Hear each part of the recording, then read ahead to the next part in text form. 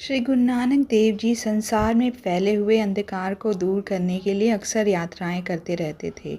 एक बार गुरु जी सुल्तानपुर लोधी पहुँचे। वहाँ पर एक पीर अल्लाह दाता था जिसे लोग खरबूजा शाह कहते थे। वही नदी के किनारे जहाँ आजकल गुरुद्वारा बेर साहिब स्थित है, पीर खरबूजा शाह वहीं रहते थे। इस पीर का खरबूजा शाह नाम इसलिए पड़ा क्योंकि वह हर आने वाले फ़कीर को एक खरबूजा भेंट किया करता था। जब वह फ़कीर का दिया हुआ खरबूजा खा लेता था तो वह पीर उनको कहता था, मेरा खरबूजा मुझे वापस दो।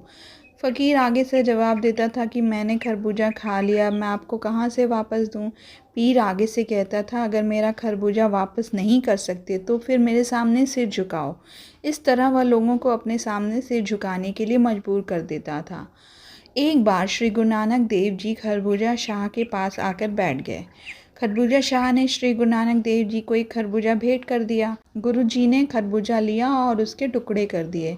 खाने से पहले गुरु जी ने 2 टुकड़े उस पीर को भी दे दिए और उसके बाद सब में बांट दिया और खुद भी वह खरबूजा खाया। जब सारा खरबूजा ख़त्म हो गया तो पीर ने गुरु जी से कहा, मेरा खरबूजा मुझे वापस करो। गुरु जी ने कहा, खरबूजा तो सबने खा लिया, अब तुम्हें खरबूजा कहाँ से वापस करें। पीर ने कहा कि अगर मेरा खरबूजा मुझे वापस नहीं कर सकते तो मेरे कदमों में अपना सर झुका दो। गुरु जी ने जब पीर की यह बात सुनी तो उन्हें यह समझ में आ गया कि पीर में तो अहंकार भरा हुआ है। गुरु जी ने पीर को कहा कि पहले तुमने जो 2 टुकड़े खाए हैं ना, उनको वापस करो तो मैं तुम्हें अपना गुरु मान लूँगा और बाकी का खरबूजा भी वापस कर दूँगा। गुरु जी की बात सुनकर पीर को बहुत गुस्सा आया क्योंकि ऐसा सवाल पहले कभी किसी ने किया नहीं था।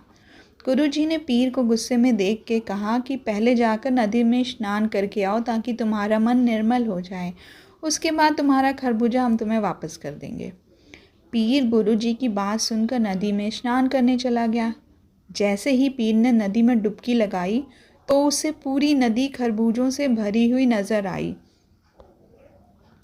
यह चमत्कार देखकर पीर नदी से बाहर आया और गुरु जी के पास जाकर बोला, इसमें मेरा खरबूजा नहीं है।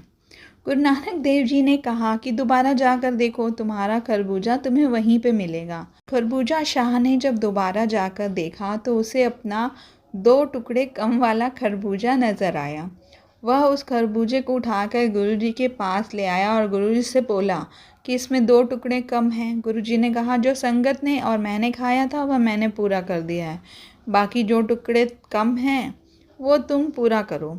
गुरु जी की बात सुनकर खरबूजा शाह को अपनी गलती का एहसास हुआ और वह अपना आसन छोड़कर उठ गया और गुरु जी के कदमों में गिर गया।